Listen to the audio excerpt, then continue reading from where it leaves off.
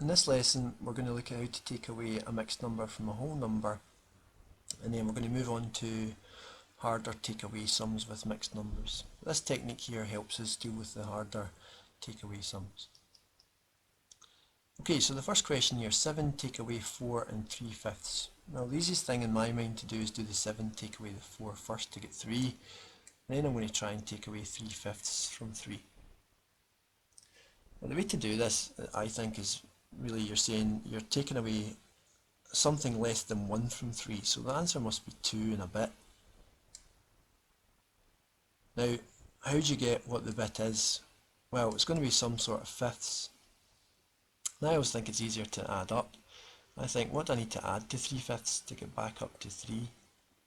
Well, it would be 2/5, and there's your answer. So 2 and 2/5, add 3/5, gets you back up to the 3. Okay, second question, I would do the 8 take away the 3 first, which gives you 5, and then I'm going to take away the 5/8 from the 5. Now that's going to give me 4 and a bit. So I write my 4, and I think how many 8s I have to add to the 5/8 to make up to the 5 wholes, if you like. 5/8 plus 3/8 makes up to the 5 wholes. So again, if you took 4 and 3/8 and you added on 5/8, you would get back to your 5.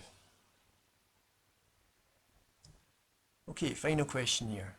Again, do the 4 take away the 1. That gives you 3, and then I'm going to take away the 2/7 from the 3. So that gives me 2 and a bit. But 2 and how many bits?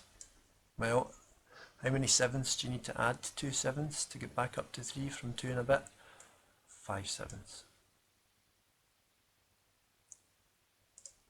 Okay, so I'm going to look at that technique incorporated into a harder question. So let's look at this idea here. 7 1/4 take away 4 and 3/5.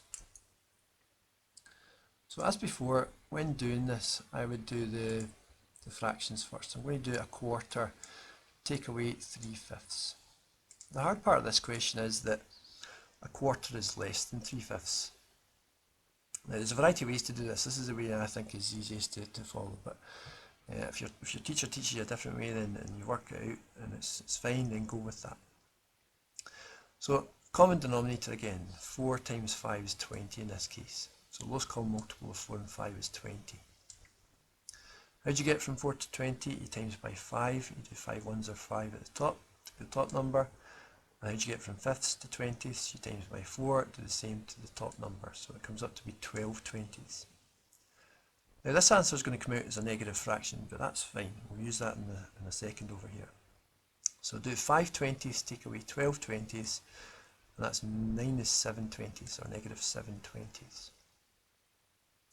So what I do is I go back up here and I do the 7 take away the 4, which is 3, and then I'm going to add this bit on, but it's a negative, so really adding a negative is the same as taking away. So I need to do 3 take away 7 20ths. And that just follows from what we did before. 3 take away something less than 1 is 2 and a bit. What do you need to add on to the 7 to make it up to 20s? Well, you need to add 13 20s. Again, just remember these two numbers need to add up to the one underneath. Okay, let's try that technique again. So if we 8 and 2/7 take away 3 and 5/8, notice that this fraction is smaller than that, and that's what creates the problem. So do the fractions first. The 2/7 take away the 5/8. So lowest common denominator here, lowest common multiple to get the common denominator is 7/8, which is 56. Oops, I'll just rub that out again. So 56, and over the other side's 56 again. So how do you get from 7 to 56? What do you times by? Well, 8, so do it to the top. 8 times 2 is 16. And how do you get from 8 to 56? You times by 7, do it to the top, and you get 35. So actually do the 16, take away the 35, and you get negative 19 over 56. So back to this point, do the 8 take away the 3, do the whole number part, which is 5, and then we have to add this on, I suppose, so it's really, adding the negative is the same as subtraction, so you're taking away 19 over 56. So this isn't equal to 1, it's less than 1, so we're going to end up with 4 and a bit. You think, what do you add on to 19 to get up to 56? That's 37. Remember, these two bits need to add up to 56.